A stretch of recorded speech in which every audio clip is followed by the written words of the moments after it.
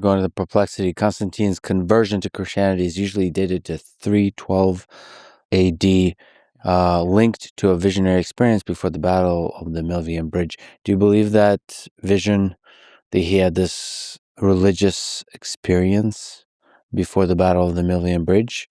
Here it says, but historians debate both its nature and its sincerity. Well, do you believe the sincerity of that experience? Before we even get to the sincerity, is the Okay. problem of the sources. This is reported by authors writing later, in the aftermath of a victory, when the emperor, one of them had a dinner conversation with the emperor a few decades later, and he said, well, let me tell you about the Milvian Bridge. And it's like, okay, I'm not going to believe that. I'm not going to take that at face value, rather. It's much more complicated. This is how the emperor wants things to be remembered. That's different.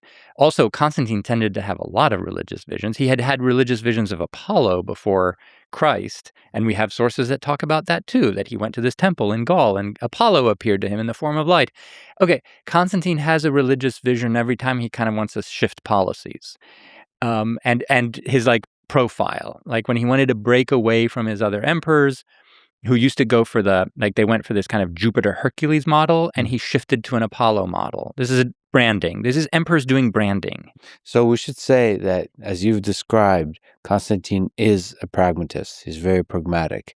But you're saying it's fair to believe, based on the evidence, that he actually converged towards being a Christian believer. Yeah, it's very possible, in fact, plausible, that he thought the Christian God had helped him in battle. And, for someone like him, that's as good a reason as any to support that God.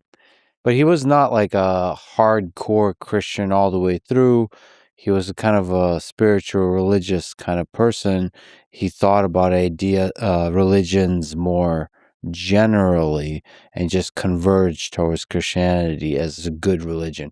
He also had ideas about what a good religion is and what a bad religion is, that kind of stuff. So he's thinking in this space. He's tending not to be too explicit, depending on the audience. So Constantine remains a pragmatist in the sense that he doesn't want to alienate too many of his subjects, right? Fair. And so he's sometimes a bit coy or elusive about what he's getting at. When he's talking to Christians, he will talk about Christ. He will mention Christ. When he's talking to everybody else in a general law, he'll just refer to good religion. And it's maybe you know what I mean, right? But he's not going to come to Jesus, right? Yeah. So even at the time when he's supporting the church, basically institutionalizing the church as part of the imperial system, but he's also putting up statues of himself that look like Apollo in Constantinople, right? So the focal point of Constantine's Constantinople is the Forum of Constantine, and in the middle is this very tall column, and it has a colossal statue of Constantine on top, gilded, enormous thing. I don't know, 8 meters tall or whatever. But it's a repurposed Apollo. It's even visibly so. It's naked. It has the rays coming out of the head, right? And everybody knew it was an Apollo. So that's Constantine in the guise of his old patron god Apollo. Still, but it's still Christian Constantine. So he's sending all of these different messages. I mean, he likes being the godlike figure. I mean, that whole statue is like, I am the god. Yeah, it's assimilating yourself to, yeah. And I mean, a lot of the Romans, is it fair to say, kind of saw the emperor a little bit in that light? Oh, yeah, they called him divine. And yeah. There's not a hard theology there, right? If you pressed them on the actual theology, they wouldn't say the emperor is a god. No.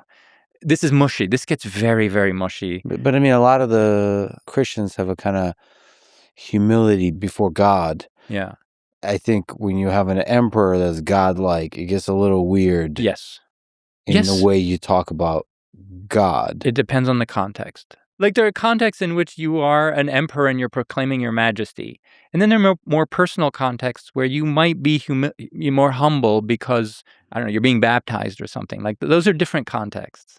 So can you speak to the whole process of the conversion to Christianity, of the propagation of Christianity throughout the empire, and Constantine's role in that? Constantine, or his successors as well, because this was a gradual process, and it takes a very long time. So let's put it into perspective.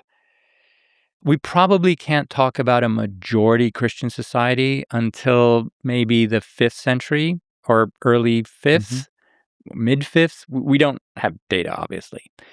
And we can't talk about like a solidly Christian society until early 6th century. And by solidly, I mean maybe where the non-Christians are 10, 15%, right?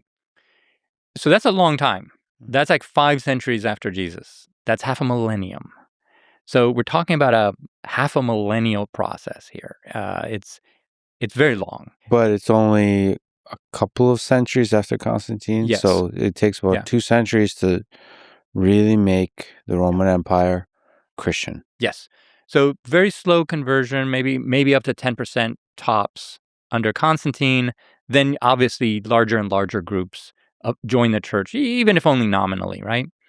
And until you get to the 6th century, when you're clearly talking about a mostly or overwhelmingly Christian society.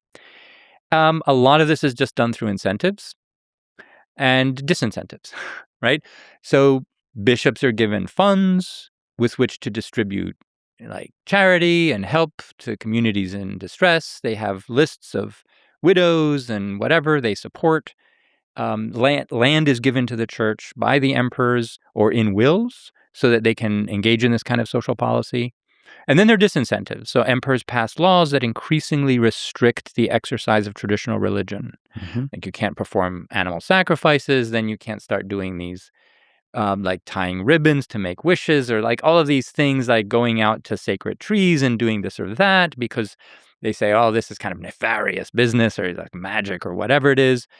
And then they just gradually start outlawing it more and more, putting restrictions on, like, if you're not a Christian, you can't hold these high offices, or there's problems with your wills.